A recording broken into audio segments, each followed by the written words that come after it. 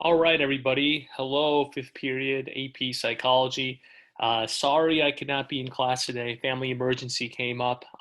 But hey, it's early in the morning and I decided to record our class activities. I'm going to try to make this as authentic as possible just because I do hate watching lecture videos when I have my professors and they just throw it on and it's just talk very quickly. It just, yeah, I'm not engaged. So with that being said, I'm going to try to make sure this is engaging as possible.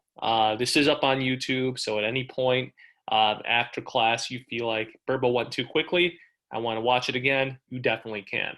Right? So a couple announcements. Number one, this Friday, you want to make sure that you have completed your Roosevelt and the Shadow of War reading as well as America and World War II. I did throw the GRQs on there. The GRQs, guided reading questions, are very simple. What you simply need to do is just define the terms, right? All those keywords. That is what you want to make sure that you have done by Friday. Because by Friday, we will begin World War II. Today's objective is just focusing on the Great Depression, right? Focusing on the Great Depression. So to begin with, this PowerPoint is in your Great Depression folder, which you will find right over here. Roaring 20s and the Great Depression. You will find that. So you want to make sure that you have this PowerPoint accessible through the lecture, through our class, and even afterwards, because that's where your activities are going to be. All right, so I'm going to get started here, guys. So our goal for today is to explain the causes of the Great Depression and its effects on the economy. So I'm going to give you 1 minute, right? So thank you for subbing for me, whoever is a substitute teacher.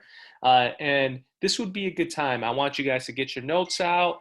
And whenever you are ready, just type ready in the chat. So whoever's subbing for me, thank you very much. If you want to just pause the video, give everyone a minute. And when everyone says ready, you can continue and hit the play button. All right, I'm back. Thank you, substitute teacher, for hitting the play button again. So here's our goal, guys. We need to explain the causes and effects of the Great Depression and its effects on the economy. So these are the terms that you need to know. So I'm going to go ahead and play Mr. Himmler's video. I guess you could say Mr. Himmler and I are kind of co-teaching this lesson. And you want to make sure that you define these terms. You want to make sure you define these terms, right? So here we go. I'm going to go hit the play button right now. He does go by very quickly, and I'll go through these terms and elaborate a little bit more after. Well, hey there, and welcome back to Heimler's History. So, we've been going through Unit 7 of the AP US History curriculum, and in the last video we considered the 1920s with all of its uproarious roaring, but in this video it's time to get depressed because we need to talk about the Great Depression. So, if you're ready to get them brain cows milked limited welfare state style, then let's get to it. So in this video, I'm going to try to do the following. Explain the causes of the Great Depression and its effects on the economy. And then secondly, we're going to look at the New Deal and how it responded to the effects of the Great Depression. So despite the cultural and moral crises that were playing out in the 1920s, it was in general an era of American prosperity. Not for all, but for a lot of people. But all that prosperity came crashing down on October 29th, 1929, otherwise known as Black Tuesday, when the stock market crashed. Now to be clear, the crash was a weeks-long process, but generally speaking, the bottom fell out on October 29th. So, what caused this? Well, first, farmers across the nation had overproduced for several years and were therefore in severe debt. And you might wonder, how in the world could overproduction be a problem? Well, when you combine overproduction with high tariffs, then baby, you've got a depression stew going. Tariffs, which is to say taxes on imports, were exceedingly high in the 1920s. And in 1930, President Herbert Hoover signed the Hawley-Smoot Tariff into law, which crippled the ability of the United States to sell its excess products, both agricultural and otherwise, on a global market. So that's why agricultural overproduction put farmers in a bad way leading up to the stock market crash. Additionally, the stock market itself was artificially inflated during the 20s due to risky investment behavior like buying on margin, otherwise known as speculation. Now, because it was assumed that the stock market prices would continue to rise, then it became a common practice to borrow money to buy stocks. And this was a good bet for a while because the stock prices rose and you made your money back that you would borrow. And that's what we mean by buying on margin. But what happens when you borrow a bunch of money you don't have to buy stocks on the assumption that the prices will increase and then the bottom falls out? Well, in addition to losing all the value of your stock purchases, you're also in crushing debt without the funds to pay it back. So without getting too far into the weeds, these were some of the causes of the stock market crash in 1929, which is generally understood as the beginning of the Great Depression. Now, once the Depression hit Americans, poverty... All right. So I'm going to I'm going to go over those first two terms. Usually you watch the whole video, but because this is remote and I'm not actually here, I'll go over it. So the first term that you need to know is the Smoot tariff. So what was the Smoot tariff? I'm going to pretend I'm calling someone. We'll go with Alzy. So I'm just joking. But yeah, so what the Smoot tariff is, the Smoot tariff was a tariff that was put on imported goods. So the United States is taxing goods that are coming in from other countries. That's what you want to understand. It's a very high tariff that are taxing goods coming in from other countries. Why this leads to the Great Depression, right, is because farmers have a surplus. American farmers have a surplus, right? A surplus means an overproduction. So I want you to think about this. If I have an overproduction of crop, what I'm going to do is, if I can't sell it in America, I'm going to go ahead and sell it overseas, right? I'm going to go ahead and sell it overseas. So with that being said, all of these countries are very upset because America is taxing their goods. So what they're going to do is they're going to go ahead and tax American goods. And some of those American goods that, of course, are going to be taxed would be the surplus of crop produced by the farmers. So the farmers are really struggling during this time. Farmers are really struggling during this time. In short, what you want to understand is the Smoot tariff would hurt farmers simply because they cannot sell their surplus overseas at a good price because they are getting taxed. Okay. The next term that would lead to the Great Depression is called buying on margin. You need to make sure you understand what this means. Buying on margin. So what buying on margin means is that people are borrowing money from the bank, right? And they're using that money to buy stocks. During the 1920s, the stock market was doing very well prior to Black Tuesday and the Great Depression. That during this time, you could just take your money, invest it, and you were most likely going to get money back, right? Everybody was doing this. If you were even if you weren't rich, people were taking this money, they were taking these loans out, investing it. So I want you to think about this way. So like, let's say, for example, if I go to the Bank of Kenji, there you go, Kenji, you have your own bank. Congrats. So Mr. Burba goes to the Bank of Kenji and I say, hey, Kenji, I want to borrow $5,000. So I go borrow that $5,000 from Kenji. And what I do is I go invest it in the stock market.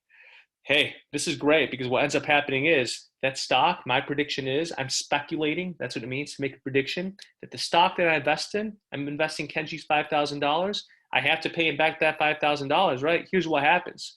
Well, I end up making $15,000 off it. That's what I want to do. Because then what I could do is I could go ahead and give Kenji his $5,000 that he loaned me, right? And then I could keep whatever investment, right? How that grows, I keep it for myself. So if I borrowed 5,000 and let's say it goes up to 10, 15,000, whatever I have, after I pay off Kenji, I could keep whatever that stock accumulates or it grows to. Okay, that's what people were doing. For a while, this worked until Black Tuesday. The stock market crashes.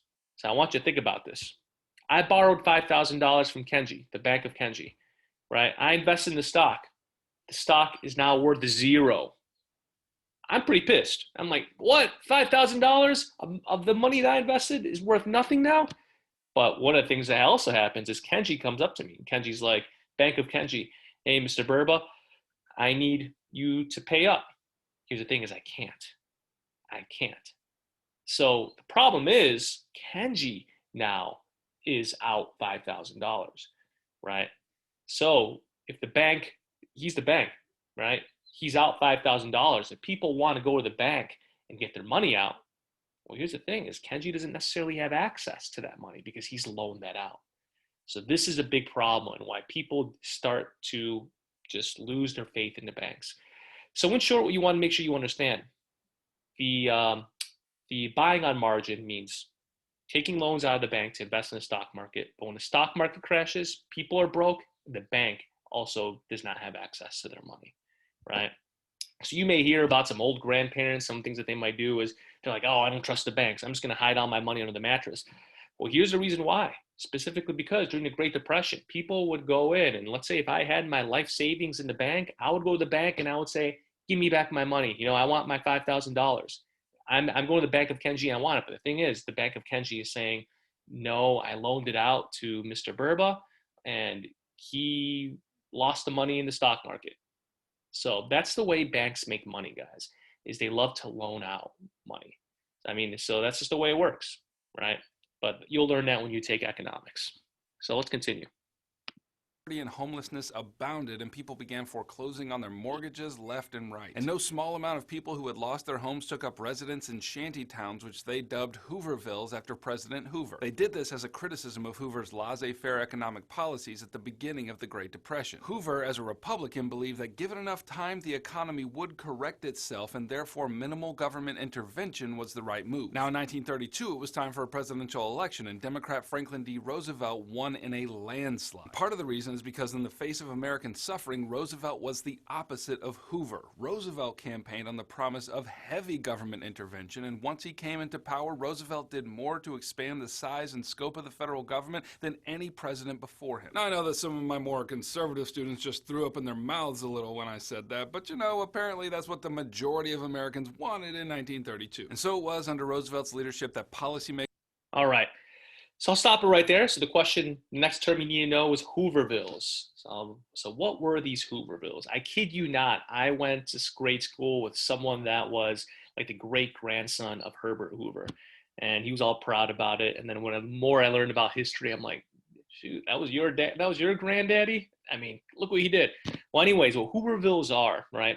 What we want to understand is when this Great Depression hit, Herbert Hoover built in laissez-faire or laissez-faire economics. What that means is the government should stay out of business. The government should stay out of the economy. So that's what Hoover believes. So you look at that next term where it says Hoover versus FDR. Hoover believes that the government should stay out of economics, right? So with that being said, when the bank was not able to pay back individuals, when people were losing their jobs, right? And you're probably asking why is that, Mr. Burba, people were losing their jobs? Here's one reason why. People were also doing what we call buying on installment. Buying on installment. What buying on installment means is that, think about it as like buying on credit, right? So if I have my credit card, right, one of the things that I do is, mostly my iPhone, for example.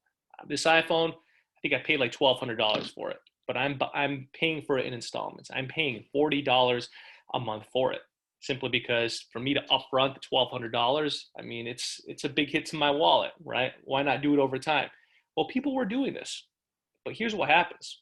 When the stock market crashes, right, and people are not able to get their money out of the bank, people are not able to pay for goods such as a radio. They decided they want to buy it on installment. They were paying maybe 5-10 cents a month, and they can't make that payment. You look at those companies that allowed people to buy those on installments, they lose money. When they lose money, what also happens is they have to lay off people, right? So the Great Depression, what you're getting, guys, is that the reason why people are losing their jobs is because you're getting this spending that's happening in the 1920s. People are buying on margin and buying products on installment, but when they're no longer able to access money from the bank and make those payments, people lose their jobs, and it's this ongoing cycle. And what Herbert Hoover believes in is self-reliancy. What he believes is, you know what? People lost their job. Well, guess what? They could get back on their feet. They'll be fine, right? Businesses are losing money, that's okay. We don't need to give them support. So what ends up happening is you're looking at people losing their jobs, people losing their homes, and they have to develop these towns called Hoovervilles, right? Think about Hoovervilles as basically just makeshift villages where people are homeless and they're gathering. And they're called Hoovervilles specifically because Americans held Herbert Hoover responsible for it. if you've done the reading, one of the things that you'll notice is that Herbert Hoover, by the end of his presidency, actually starts to get away from this idea of self-reliancy. What self-reliancy means is that it is up to you to bring yourself back up. And what Hoover ends up doing is he ends up passing some policies to aid farmers, to also help some of those that are unemployed, but it's too little too late, right? So he is highly criticized for doing nothing, but he did do something, but it would be the end of his administration. So FDR, Franklin Delano Roosevelt, comes to power, and he is, one thing you understand, he's a lot different from Herbert Hoover, right? And Mr. Himmler is going to talk about this. Hoover, self-reliance, no government intervention. FDR, he obviously is going to intervene. He does believe in government intervention. So let's take a look at this. Makers in the 1930s responded to mass unemployment and social upheavals caused by the Depression by transforming the United States into a limited welfare state. And that just means that the government was going to take responsibility for the social and economic welfare of its citizens. Now, the big program you need to know here is Roosevelt's New Deal, which was the banner under which many pieces of legislation were passed in order to shore up the American economy and address joblessness in America. Now, technically there are two phases to the New Deal, but I'm only going to talk about it as if it was one thing so as to avoid confusion. Now, according to Roosevelt's reckoning, the New Deal was there to address the 3 R's: relief for the unemployed, recovery for businesses, and reform of economic institutions. And let's look. All right, so what you want to understand, as Mr. Himmler stated, is he believed FDR believed in government intervention. He believed in a limited welfare state, right? And he passes what we call the New Deal. The New Deal, this is a term that you have to make sure that you know. The New Deal. And there's the 3 R's that he believed in. So during the Great Depression, he believed that, number one, that there should be relief for the unemployed, right? For those that are unemployed, have lost a job, we need to provide them some form of assistance or a job, right? Second, recovery for business, right? We need to do things that stimulate the business, right? Give people faith in the stock market again, but as well as make sure that businesses are recovering from the high unemployment rates, but also lack of spending by individuals. And last but not least, we have reform of economic institutions. What reform means is change. And what FDR understands is this, is that the reason why this Great Depression happened was also because of a failed banking system and also a corrupt stock market, right? The stock market and also the stock exchange, as well as the banking system, needs to be changed and revised in order to prevent another depression from happening. And some of these things we still see today. So relief for unemployed, right? Helping those that need it right now. Recovery for business, right? Making sure that we're able to get back out of this depression. And last but not least, fix those institutions for the future. Okay? Yeah, let's continue. Look at some of the New Deal legislative solutions under each. Under relief for the unemployed, you saw works programs like the Public Works Administration, or the PWA, which employed Americans to do federal infrastructure work like building roads and dams and bridges. Similarly, you had the Tennessee Valley Authority, or the TVA, which hired people to run electric power plants and did work to control flooding and erosion. Also, you had the Civilian Conservation Corps, the CCC, which employed young men between the ages of 18 to 24 to manage soil conservation and forestry projects. Now, under the heading of recovery for businesses. Good morning, Hank. It's Tuesday. Recently, I was researching Dorothea Lange's famous migrant mother photograph, and I learned something that was never covered in any of my U.S. history classes, which is that during the Great Depression... All right. So I do want to backtrack a little bit here when he says a relief for the unemployed, right? So you'll notice if you take a look at the PowerPoint slide right here, right, or the video, I'm going to play it one more time. Work like building roads and dams and bridges. Similarly, you had the Tennessee Valley Authority, or the TVA, which hired people to run electric power plants and did work to control flooding and erosion. Also, you had the Civilian Conservation... All right, there we go. So you have these three. It is essential, guys, that you understand what these ABC agencies are. These alphabet agencies, these were these government programs, right? So ABC agencies were government programs that FDR put in place for the 3 R's: relief, recovery, and reform. So some of these examples, and they're called ABC agencies because look at the abbreviations that come with it: PWA, TVA, CCC. You do not need to know every single one of these. What I recommend is you know at least 2 to 3 for the AP exam.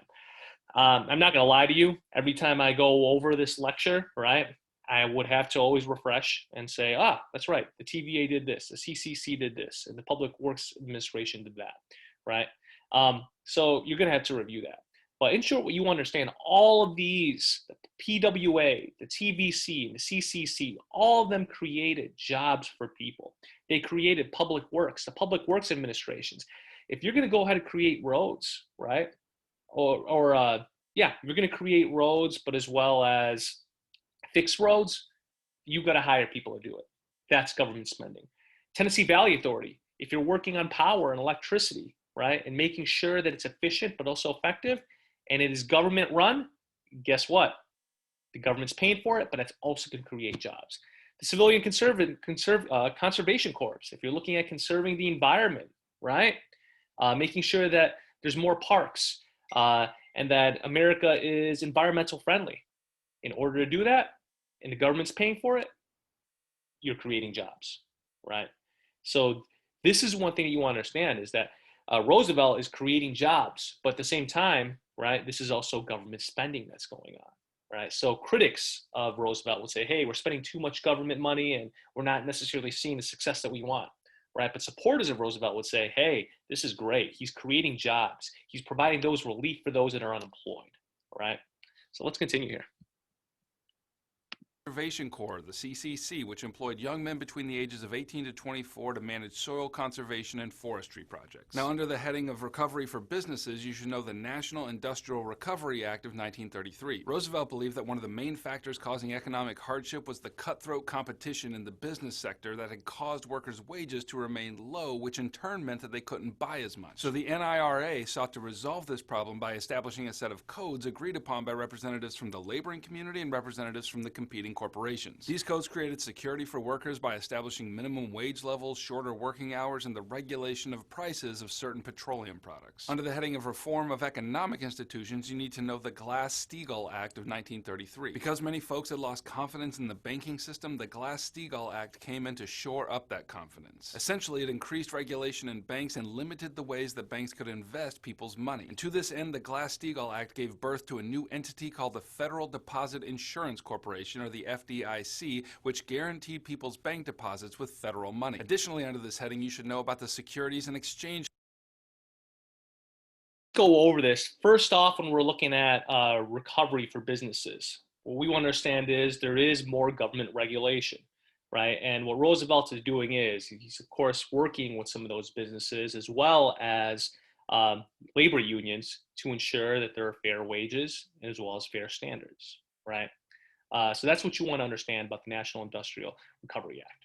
Now, when we're looking at reform for economic institutions, right, well, reform means change. How are we going to change the economic institutions that exist during the 1930s? That's what Roosevelt's goal was. So first thing that we have is Glass-Steagall Act. The Glass-Steagall Act. What the Glass-Steagall Act is, it does put more regulation on banks. It monitors the types of loans that are given out. So Glass-Steagall Act regulates the banks. It monitors the type of loans that could be given out. So regulates banks. Remember, the Glass-Steagall Act, the biggest problem is that a bank was given all these loans for people to invest in the stock market. And the problem is, when the bank is giving away all these loans, right, I mean, they expect those loans to be paid off with interest. But here's the issue. When the stock market crashes because so many people were buying on margin, they're not getting that money back, right? So for those people that are just keeping their money in the bank for security and not investing it, when they go there to get that bank, it is not there anymore because the bank has loaned it out, right? The bank has loaned it out. You're probably wondering, well, Mr. Burba, so you're telling me that when my money is in the bank, that that they're using it? That's the way banks make profit, right? Is they have that money and they loan it out, right? In hopes that in some cases that people do take a longer time to pay it because there's interest that's there. But that's, like I said, we're getting in economics. It's a little bit more complex. With Glass-Steagall Act, just understand, regulation of bank, no more buying on margin for the stock market. The second thing is the FDIC. This means that the Federal Deposit Insurance Corporation. Now, this is very important. This still exists today. It still exists today. So nowadays, right, if a bank is FDIC approved, right, and you have money that is in your checking and savings account, and let's say the stock market dips and crashes, if the bank is FDIC approved, that means that you will get your money back, right? That you will get your money back. So if you have money sitting in a bank, and this, because back then, remember, people would go to the bank, their money was gone because the money was loaned out and it was never paid back. But now all of a sudden, the government establishes that banks need to be FDIC approved, meaning that if you would put money in the bank, right, that you are guaranteed to get that money back. I mean, obviously, right, if it's sitting there, I mean, it's guaranteed to be given back. The government will ensure that it does, right? So what this does is it gives people more faith in the banks again. People start putting their money back in banks, right, rather than keeping it under that dirty old mattress. The next is the SEC, and I'm going to go over this. Commission, or the SEC. Not only have people lost confidence in banks, but also understandably in the stock market. The SEC was established to regulate the stock market and prevent turdish behavior like buying on margin and insider trading. Now, in the second phase of the New Deal, so what the SEC does, it just regulates the stock market. That's what you got to know. It prevents insider trading, right? Basically, people manipulating the stocks. And also prevent buying on margin. Do these things still happen today? I mean, the SEC commission still exists today, right? When we're looking at everything that was going on with AMC and also GameStop, I mean, what's something you'll hear is, oh, the SEC is investigating all this. Well, that's what the commission does. It's just making sure that the stock market exists where I'm going to just use the words, not as corrupt, right? And it's not as corrupt as it was during the black market in the 1928 crash, or 1929 crash. So that's the perfect purpose of the SEC, to monitor the stock market. You need to know about one of the most enduring programs that was established, namely the Social Security Act of 1935. This law provided a safety net of income for workers over the age of 65. Basically, part of a worker's wages were withheld by the federal government and then paid back to them when they reached retirement age. And that program is still going strong today. So I've only named a fraction of the New Deal programs, but what you need to remember about the New Deal as a whole is that it transformed the United States into a limited welfare state and seriously expanded the aims of modern American liberalism. Now, it won't surprise you to know that not everyone was happy. And last but not least, guys, sorry, the Social Security Act. You need to make sure you know what the Social Security Act is. And what the Social Security Act does is it provided some welfare, right? Provided welfare for the elderly population.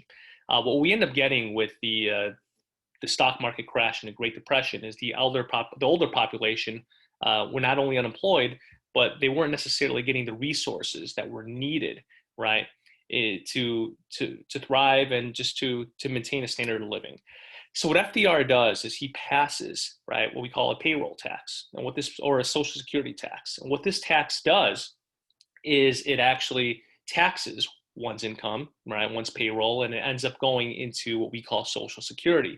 When you hit the age of 65, you end up getting some government assistance and some government payment, right, just to help out with your living standards.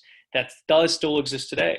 So if you look at your paycheck, for example, and you'll see Social Security withheld or tax, that's where this comes back to.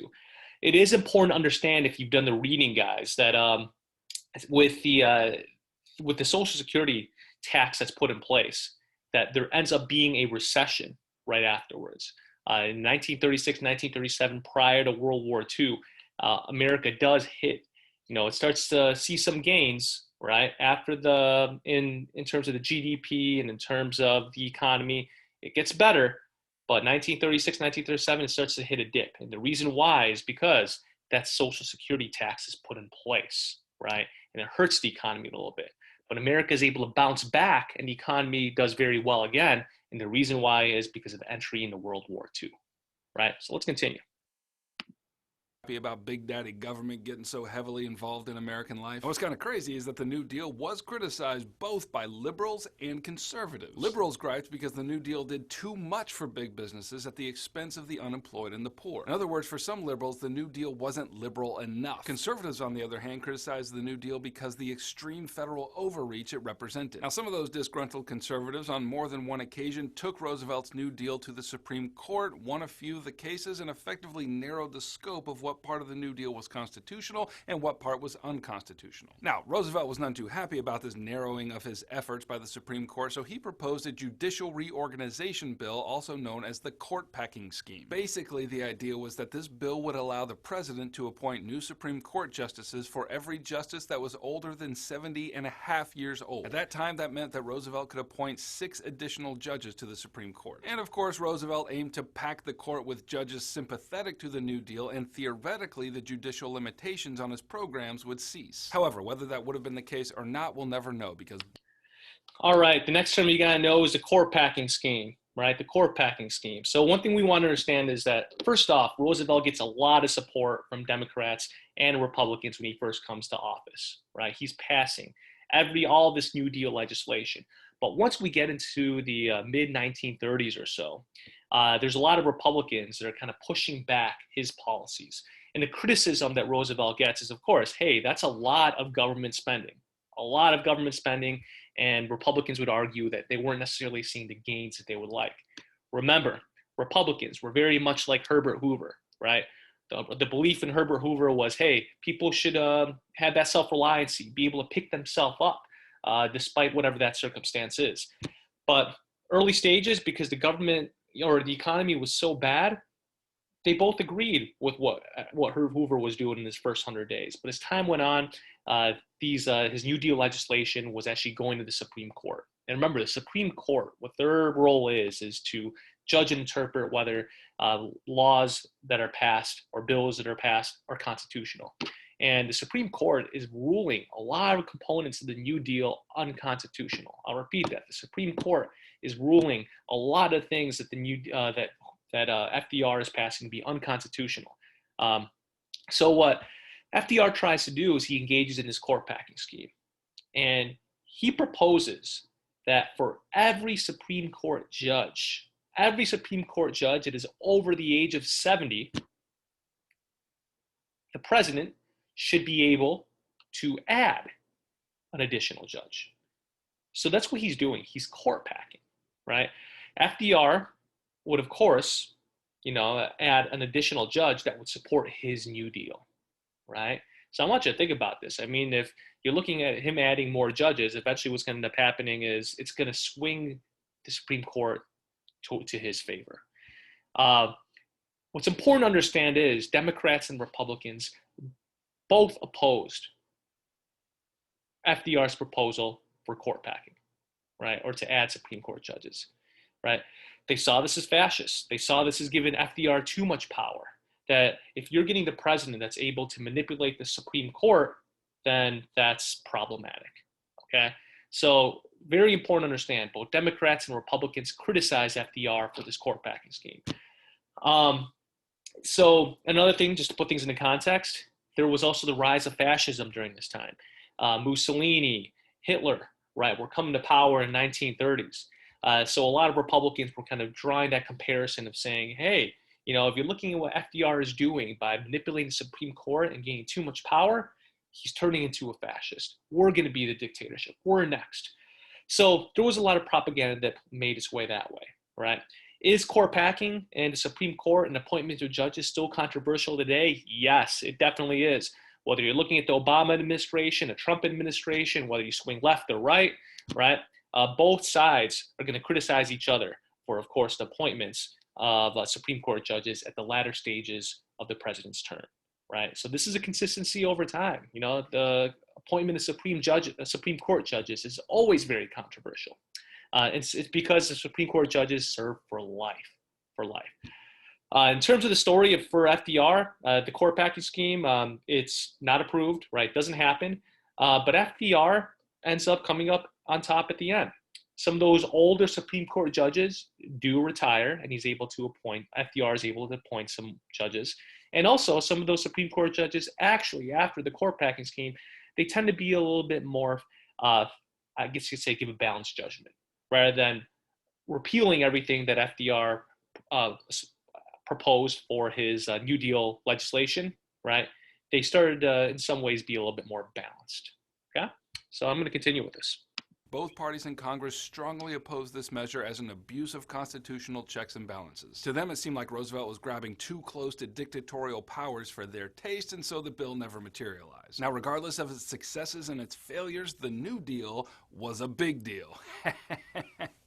Nailed it. It left a legacy of reforms and regulatory agencies in its wake while also fostering a long-term political realignment of black people, working class folks, and ethnic minorities to the Democratic Party, because those groups believed that Roosevelt and the New Deal sought to help them in their suffering during the Great Depression. Okay, that's what you need to know about Unit 7, Topic 9 and 10 of the AP US History curriculum.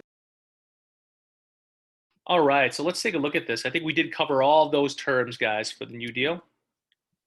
My ultimate review packet is right here in case you need help getting an A. Okay. Yeah, so we did cover all of these: Social Security Act, FDIC, Glass-Steagall Act, National Industrial Act. Very good. I will go ahead and play this last video. I think we do have time. We'll go ahead and cover, look at the Mexican repatriation. So I think this is something that you could talk about, is the effect of the New Deal. Here we go. Or not New Deal, effect of the Great Depression. The United States deported at least 400,000, and I was researching Dorothea Lange's famous migrant mother photograph, and I learned something that was never covered in any of my U.S. history classes, which is that during the Great Depression, the United States deported at least 400,000 and possibly as many as 2 million Mexican Americans, most of whom were U.S. citizens. This came to be known as the Mexican Repatriation, although as scholars have pointed out, since many of the people involved had never lived in or even been to Mexico, it was more of a depatriation.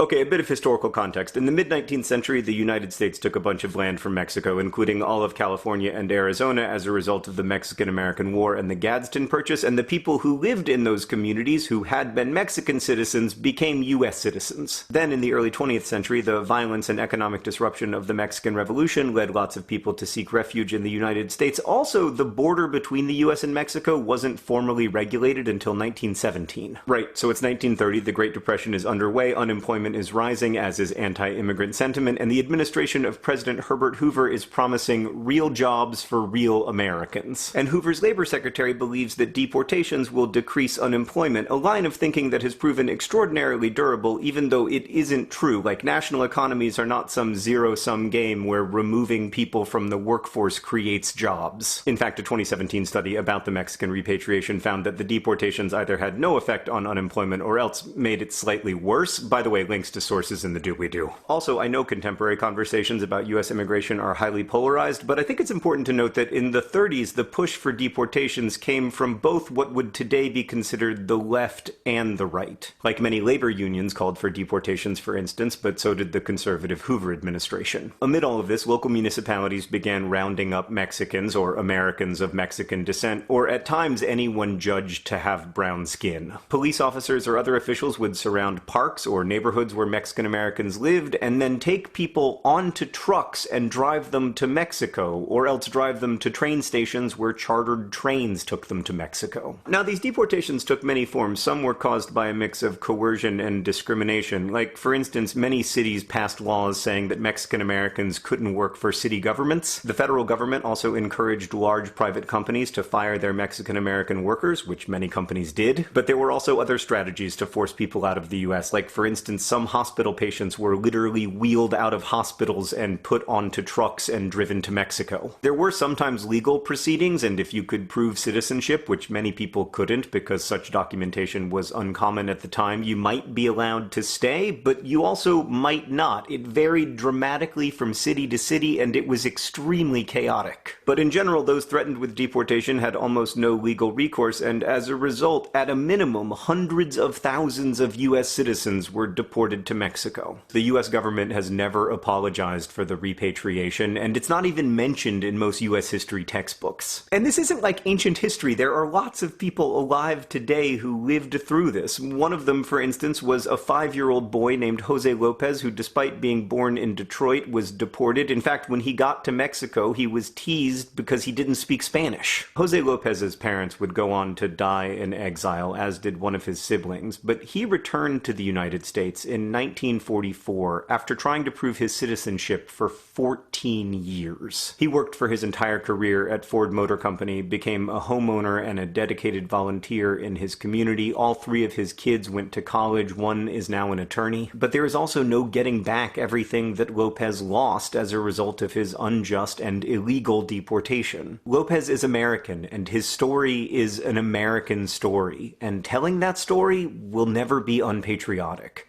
Hank, I'll see you on Friday. Mr. Burba, I'll see you on Friday. No, but I will see you guys on Friday. I'll be back on Friday. So let's take a look at this. And I think this is so important, guys, because this is not mentioned in your textbook. I looked for it Good in morning, Hank. It's my Tuesday. textbook, that my teacher's edition. I did not see it in there, unless you guys have the newer version, which you might, but it's not there.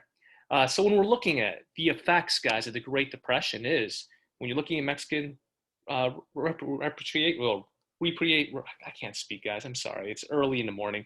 But what we're looking at is that we end up getting a lot of Mexican Americans that actually immigrated, right? And to places in the Southwest that were deported back to Mexico, even if they were Mexican American. And the sole purpose of it was specifically for the reason of opening jobs for quote unquote Americans, even though some of these individuals were Mexican Americans, right? And the reason why, I mean, if I were to put this for the effects of this is due to the limited amount of job security and jobs available, right? What you end up getting is you're getting Mexican Americans deported back to Mexico to open up jobs for those that were seen as more nativist, right? So we're getting a lot of effects here of the Great Depression in the economy.